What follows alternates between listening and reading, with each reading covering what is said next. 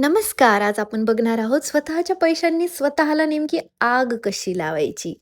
ज्या वेगाने मी आज खरेदी करत आहे, ते बघता मला असं वाटायला लागलं, की या भूतलावर माझ्यासाठी घेण्यासारखं फारसं काही शिल्लकही राहणार नाही.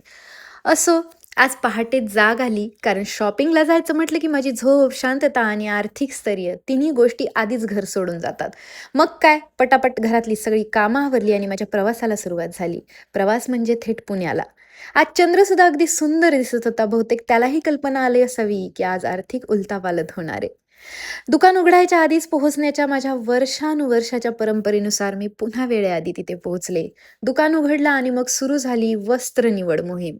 काही वस्त्र परिधान करून पाहिली, काहींनी माझा आत्मविश्वास वाढवला आणि काहींना शांतपणे त्यांच्या जागेवर परत जावं लागलं.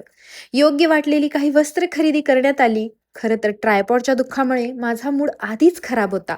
मग तो ठीक करण्यासाठी मी पैसे खर्च केले आणि पैसे खर्च केल्यामुळे माझा मूड आणखी खराब झाला.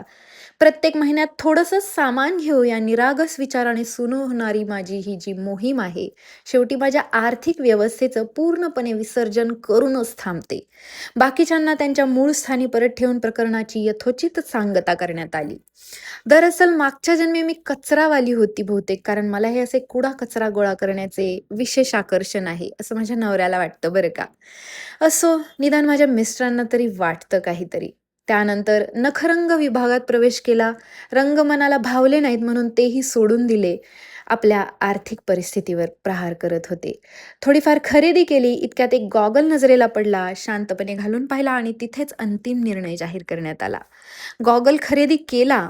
माझा नवरा बाजूला उभा राहून अत्यंत संयमाने माझ्याकडे बघत होता, जणू आर्थिक आपत्ती व्यवस्थापन विभागातूनच आला होता. इतक्यात भूक लागली, मग परिस्थिती अधिकच चिघळू नये म्हणून पेटपूजेचं तातडीने नियोजन करण्यात आलं. पिझ्झा मागवला आणि अत्यंत शांततामय वातावरणात संपवला. खरेदी केल्यानंतरची ही शांतता खूप काही सांगून जाते. आजची खरेदी मोहीम यशस्वीरित्या पूर्ण झाली. आर्थिक परिस्थितीचा सखोल आढावा उद्यापासून घेण्यात येईल. तोपर्यंत स्थिती नियंत्रणात आहे. नमस्कार.